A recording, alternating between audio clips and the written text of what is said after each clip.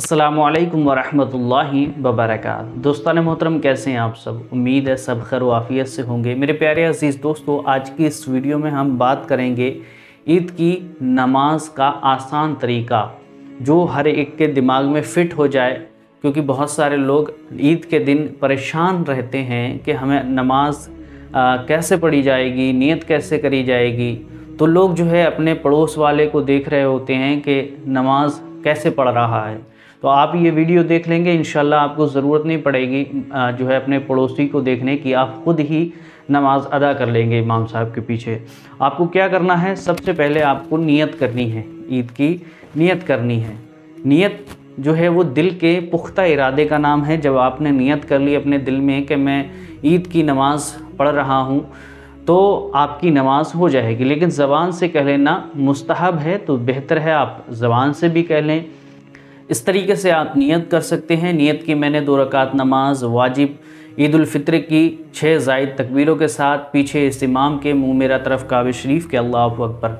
लफ्ज़ कहने में अगर इधर उधर कुछ हो जाते हैं तो कोई मसला नहीं है। इंशाल्लाह अगर आपके दिल में इरादा है तो आपका नियत हो गई, आपकी नमाज भी इंशाल्लाह हो जाएगी। फिर उसके बाद आपको क्या करना है?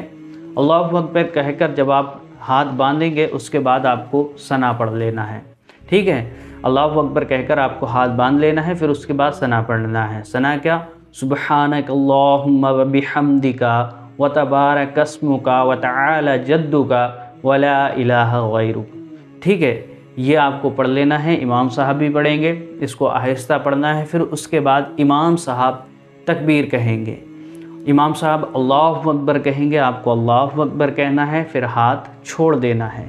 फिर इमाम साहब अल्लाहु अकबर कहेंगे, आपको हाथ कानों तक ले जाना है और फिर अपने हाथों को छोड़ देना है। फिर इमाम साहब अल्लाहु अकबर कहेंगे, अल्लाहु अकबर कहते हुए कानों तक हाथ ले जाना है, फिर अपने हाथों को बांध लेना है।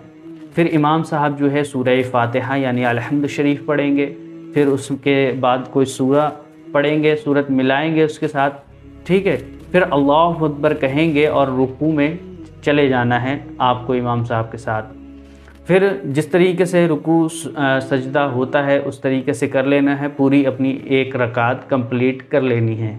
जब आप पहली रकात से सजदा करने के बाद जब दूसरी रकात के लिए खड़े होंगे, फिर जो है इमाम साहब जो है अल्लाहु अकबर कहेंगे और जब खड़े होंगे तो पहले क़िरात होगी यानी वो फिर से सूरह फातिहा पढ़ेंगे, फिर सूरत पढ़ेंगे, फिर जो है इमाम साहब तकबीर कहेंगे।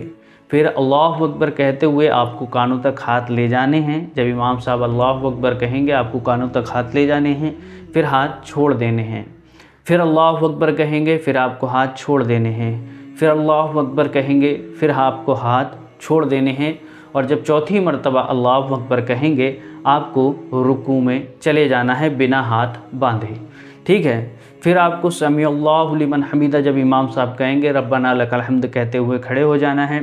फिर आपको सजदे में जाना है जब इमाम साहब अल्लाहु अकबर कहेंगे। फिर उसी तरीके से जिस तरीके से आम तौर से नमाज़ पढ़ते हैं, आपको उसी तरीके से नमाज़ पढ़ना है। तहियात वगैरह जब आप बैठेंगे कायदे में तो आपको तहियात वगैरह पढ़ना है, और फिर जो है दुरूद इब्राहीम पढ़ना है और दुआए मासूरा पढ़ना है। फिर इंशाअल्लाह ताला जिस तरीके से नमाज़ होती है इस तरीके से आपकी नमाज़ मुकम्मल हो जाएगी। उम्मीद करता हूँ कि आप अच्छी तरीके से समझ गए होंगे। तकबीरों का जहाँ मसला है, सबसे ज़्यादा बंदा उलझता है जो वो तकबीरों में उलझता है। तकबीर के हवाले से ये जान लीजिए, जब कभी किसी भी तकबीर के बाद कुछ पढ़ा जाएगा तो उसमें हाथ बांधे जाएंगे, और जब तकबीर के बाद कुछ नहीं पढ़ा जाएगा तो यानी हाथ छोड़े जाएंगे। ये सिंपल सा लॉजिक है, सिंपल सा तरीका है। उम्मीद करता हूँ कि आप तमाम हज़रात अच्छे से समझ गए होंगे। इस वीडियो को जितना हो सके लोगों में शेयर कर दें ताकि वो अच्छी तरीके से समझ लें और ईद की नमाज में इधर उधर ताका झाकी ना करके अपनी नमाज खुद से अदा कर सकें। इस वीडियो को जितना हो सके सदक़ाए जारिया की नीयत से जितना हो सके शेयर कर दें, क्योंकि दीनी इस्लामी बात दूसरों तक पहुँचाना ये सदक़ा है। और जब तक इस वीडियो से आपके शेयर करने से इससे लोग फ़ायदा हासिल करते रहेंगे, सीखते रहेंगे, तब तक आपको भी सवाब मिलता रहेगा इंशाअल्लाह। हमें भी सवाब मिलता रहेगा। मिलते हैं फिर किसी और नई वीडियो के साथ, तब तक के लिए अल्लाह हाफिज़।